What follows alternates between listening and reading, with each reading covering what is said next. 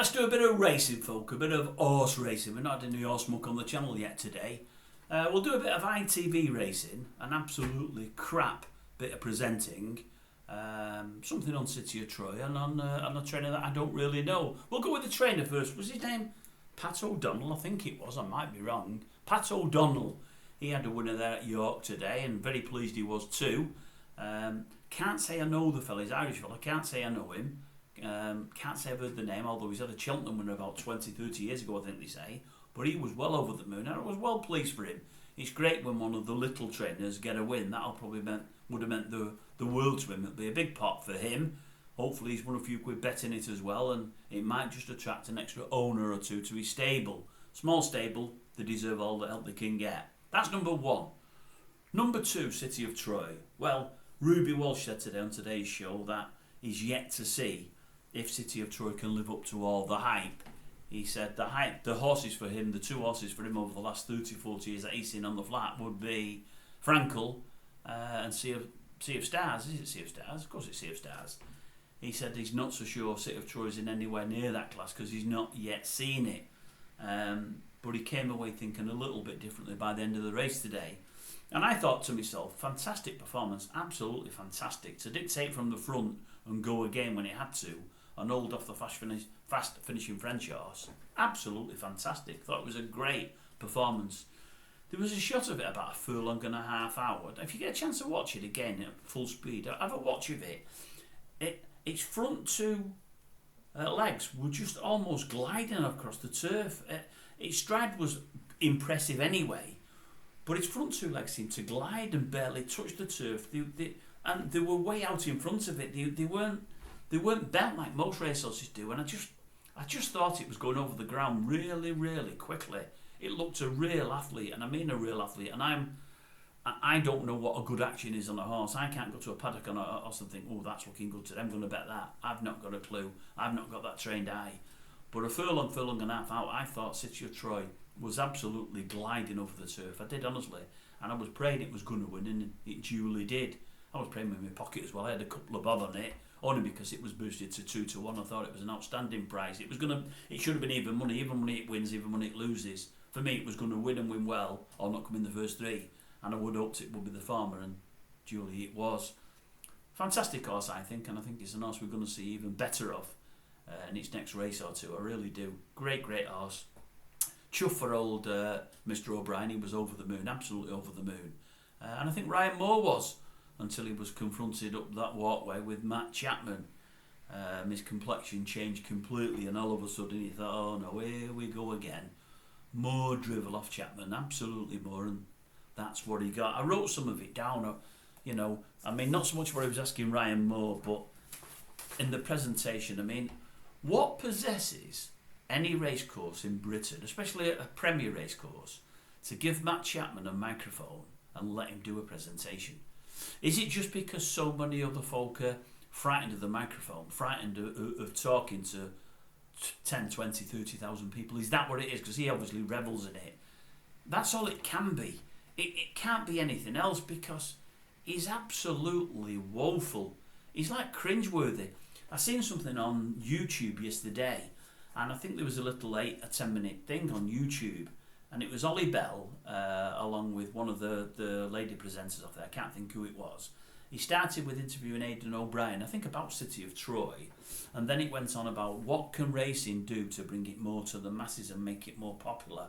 I thought, well, for a start, you can either get rid of Chapman or you can really cut his workload, because he isn't helping it at all. He's really not. What did I pick up on today?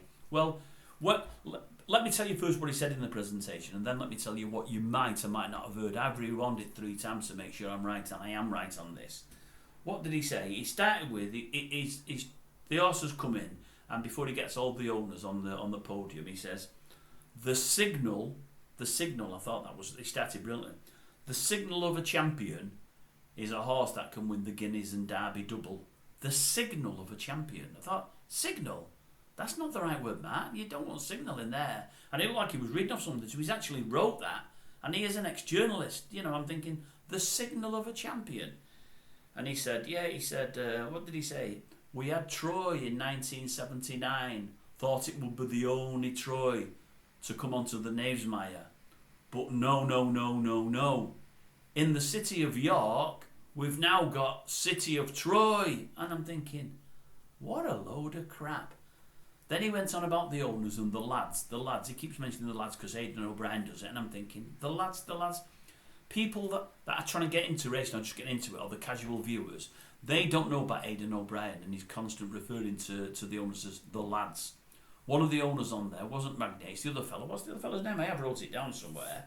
Whoever wrote it. Or Tabor, Michael Tabor. He looks about 75 or 80, something like that. He's definitely late 60s, he's probably in his 70s. And I'm thinking, why would Chapman keep referring to the lads on TV? There's going to be people looking, thinking, well, where's the lads? I can't see any lads on there. And that bloke, he's a granddad or a great-granddad. Just pathetic. And he's going on and on and on about the lads. And then what else did he say? The best bit was at the end.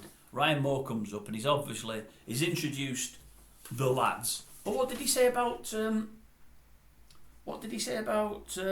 Aidan O'Brien? Yeah, Aidan O'Brien, the Ballydoyle Barnstormer. That's what he labelled Aidan O'Brien. O'Brien must have thought, the Ballydoyle Barnstormer. And then Ryan Moore's next, so Ryan must be thinking, well, he's had the lads, he's had the Ballydoyle Barnstormer, what's he going to give to me? Ryan Moore, fantastic jockey, blah, blah, blah, blah, blah. What did he say to him? Did you enjoy that, Ryan? I mean, he's just won the biggest race of the week. Did you enjoy that, Ryan? Well, there's no answer to that other than, yeah, yes, I did. And then he says, out of earshot, away from the mic, more than I enjoyed talking to you. And Chapman sort of tried to laugh it off and carry on talking. But I rewound that 3 times to make sure that's what he said, and that is what he said, more than I enjoyed talking with you. And then he said something else after that I couldn't pick up. A lip reader would be able to. I'm not a lip reader. And I'm thinking to myself, that just says it all. And the ITV producers, the people in the cart there that are doing the show, must be able to see what I'm seeing. They must hear what I'm hearing.